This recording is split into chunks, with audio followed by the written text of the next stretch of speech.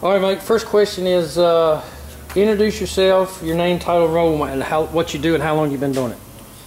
My name's Mike, and I've been here about 6 months, but I've known Jim for years from another shop and some other things like that.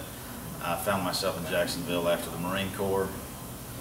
Before the Marine Corps, I was a wrench up in Raleigh, and that's what I do. I'm just a motorcycle mechanic and a fabricator and a welder and pretty much a jack of all trades. I'm kind of like Jim's secret weapon. I'm the guy that they wait for Lee and all them and Bill and all the other assholes to go home after they've messed something up, and then I'm the guy that has to come back and fix it and make them look good when nobody's around. Because he knows I'm the only one that he can ask that won't bitch about something.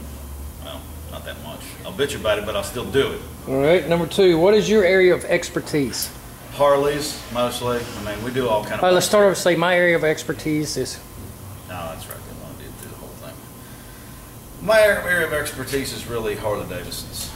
I can do any kind of bike. Really can do any kind of bike, but I prefer Harleys, and particularly the AMF generation of Harleys from the late '60s to the early '80s.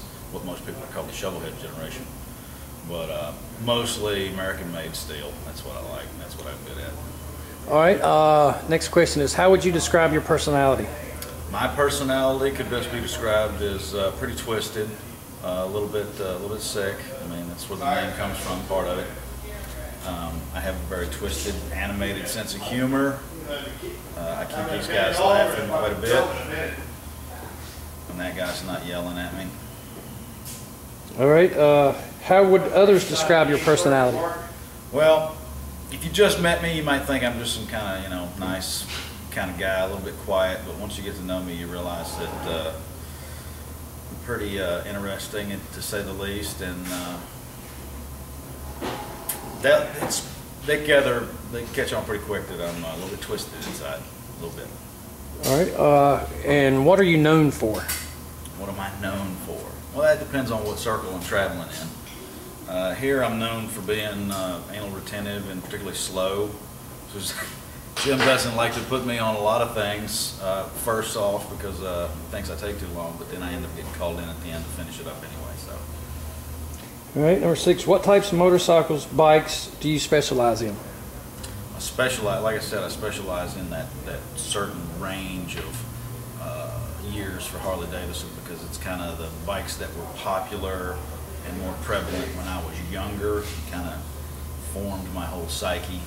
And what is your role here? How do you fit in when it comes to flipping bikes? When Jim gets the bike off the truck and brings it in and says, all right guys, this is what I want to do, where do you fit into this?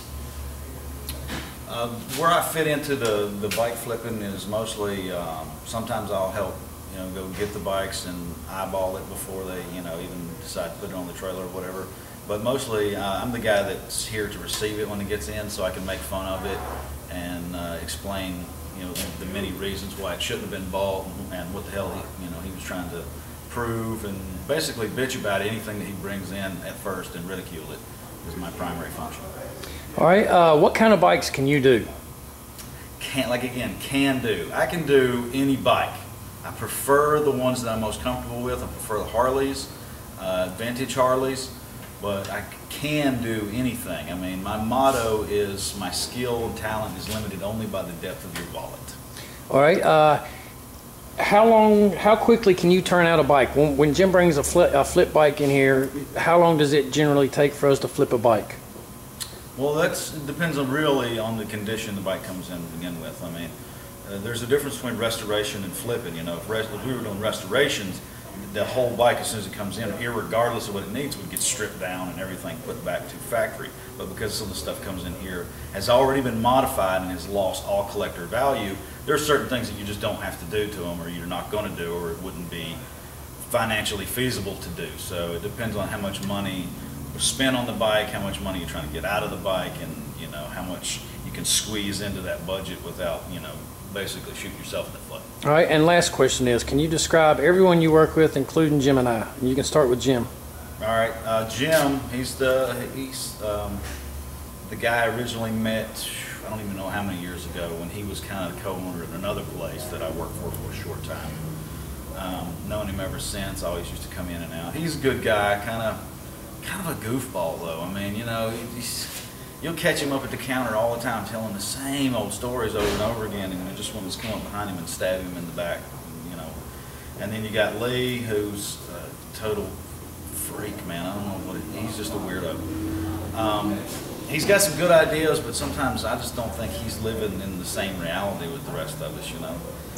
And then I got Dave. He's the other wrench. He's probably the only guy that can spin a wrench better than me around here.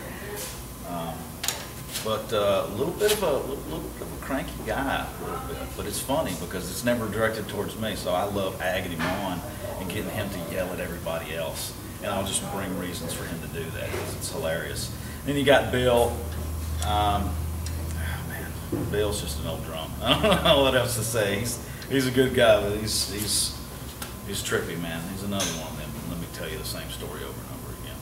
And then we got Junior, who's I ain't figured him out. I don't know what makes him tick. He's just a little on the creepy side, a little bit, which is a lot to say, you know, coming from me because everybody's pretty much afraid of what I might or might not do behind closed doors. And this is a little bit why they call him Sick Mike. Yeah. All right, Mike.